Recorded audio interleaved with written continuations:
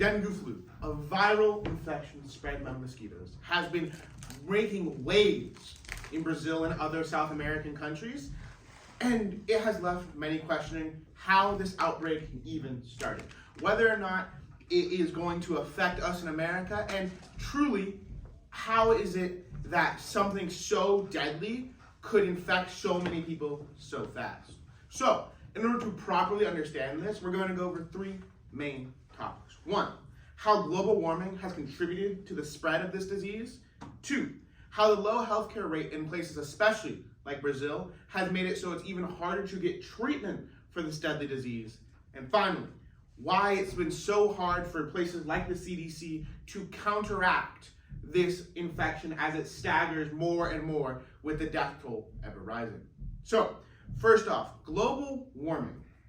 According to Dr. Amano from the CDC, with global warming making waves, we see a staggering rise in these types of diseases.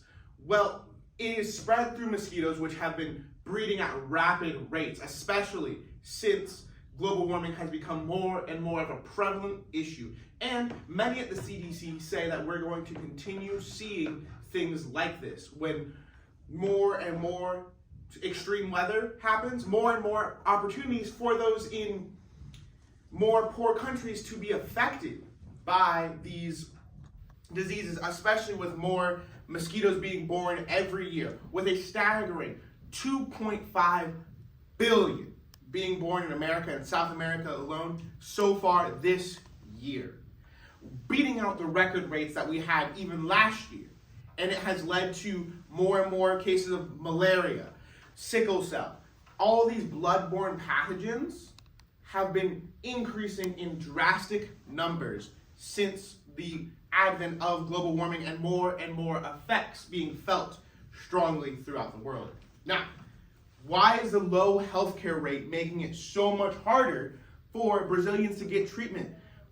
According to the New York Times' Stephanie Nugan, many South American countries lack proper healthcare, especially in Brazil. In Brazil, the healthcare rate for hospitals per capita is one of the lowest in any on the Southern Hemisphere, with more and more people being stuck, unable to provide for themselves treatment, and the Brazilian government itself saying that it will not release a free vaccine.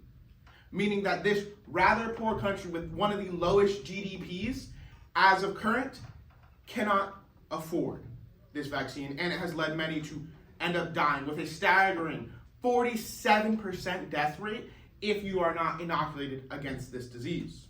Now, there has been calls from the CDC to release this vaccine, as it is rather cheap for a government to pay for, costing only about $100 per 10,000 vaccines. But many in the South American government, on the more political right side, have said that they would not support this because it is against their codes of ethics.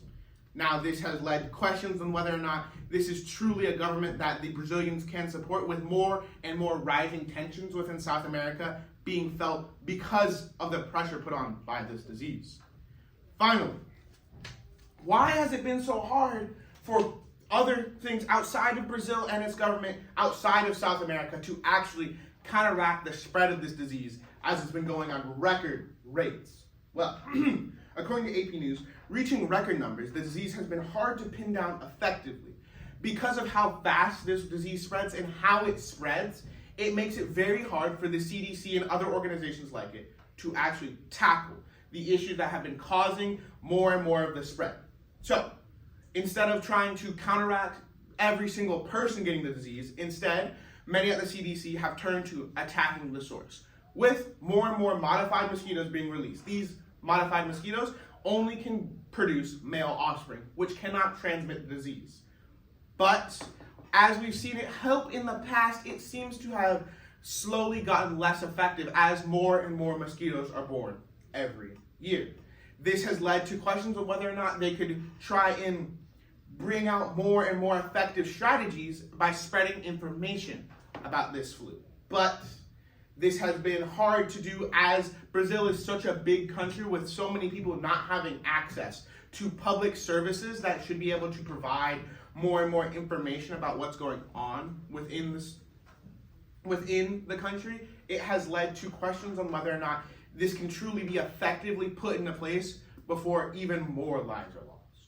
So, in all, how is it spreading? Why is it spreading so fast? And how can it affect us in the future? Well, as it can act as a warning sign. As many experts point to it as a warning sign of what is to come for especially those in more temperate climates. As more and more weather gets extreme, it gets hotter and hotter every year, we are seeing more and more diseases spread at record rates.